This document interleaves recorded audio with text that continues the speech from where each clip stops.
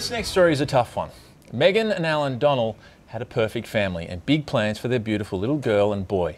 A routine check for slightly delayed speech sadly brought devastating news.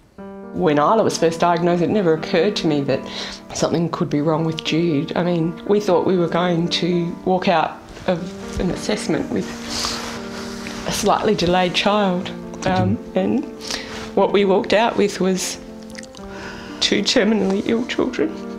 Let's go fly a kite. Statistically, Megan could have fallen in love and had a healthy family with nearly 150,000 other men, but she met Al, and unknown to them, they both carry a rare recessive gene. The genetic fault means their children, Isla and Jude, are missing a crucial enzyme that clears waste products from their cells during metabolism. It's called Sanfilippo syndrome. It was the hardest thing we had to face was that they would live to their mid to late teens. And when you get told to children, I'm gonna make it to 20. It's a pretty hard thing to take. I guess beyond that, watching them suffer, I don't know how we'll watch them suffer. That's my biggest fear. Yeah. Waste products are building up inside Isla and Jude's cells. Their now active bodies and brains will slowly shut down. 7-year-old Jada Hannaford also has Sanfilippo syndrome. She is a heartbreaking window into Isla and Jude's future. She was full on. She was a cheeky, full-on little girl. Non-stop. But Jada suddenly changed. She's stopped walking, stopped talking, and stopped complete understanding, all in 3 years. She wasn't that far behind her peers, and then it just went, you know, one day she was doing it, the next day she wasn't. It's very hard to watch. Jada's chirpy 4-year-old sister Lucy escaped the genetic sentence. You give that to Mum. Here we go. Jada's her baby, sometimes she says. Yeah. But, so, yeah, she knows. One thing that sticks in my head, they say, oh, she'll be lucky to make it to her 13th birthday. 2 families linked in their suffering.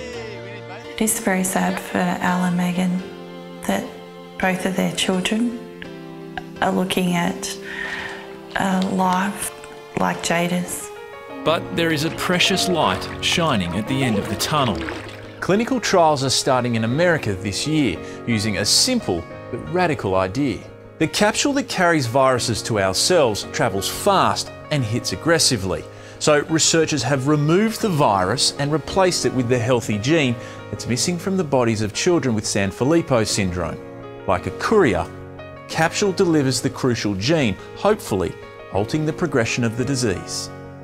Jude has a little bit more time, but you know, if he was able to be treated now, he might have a normal life.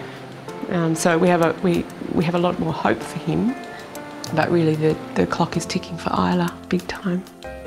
There are 50 kids with Sanfilippo in Australia and a few thousand worldwide. Australian families are trying to raise $1.1 million to help fund the new treatment trials. Hopefully it saves their lives. It's the ultimate goal, I think, is to save these kids' lives.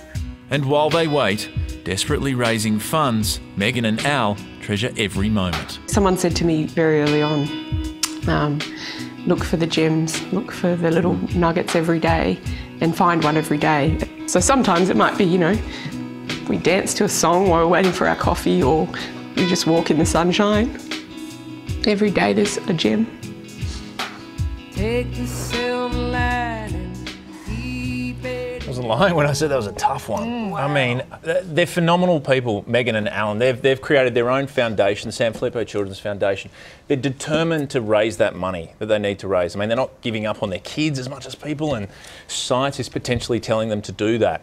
And the problem with these rare genetic diseases is the big pharmaceutical companies, they're not interested. There's no money in it for them. It's a niche. It's a niche, but the thing is, it's not just Sanfilippo syndrome, cystic fibrosis, muscular dystrophy, all these diseases that genetic therapy and the future of medical treatment could potentially help is widespread. But we need that money. Research we need is the everything. research. Isn't it? Research. Yeah, that's And exactly you know, right. my son, my eldest son, who I breastfeed in this very studio, actually, when he was a baby, when we were doing a show called The Panel, he was diagnosed with leukemia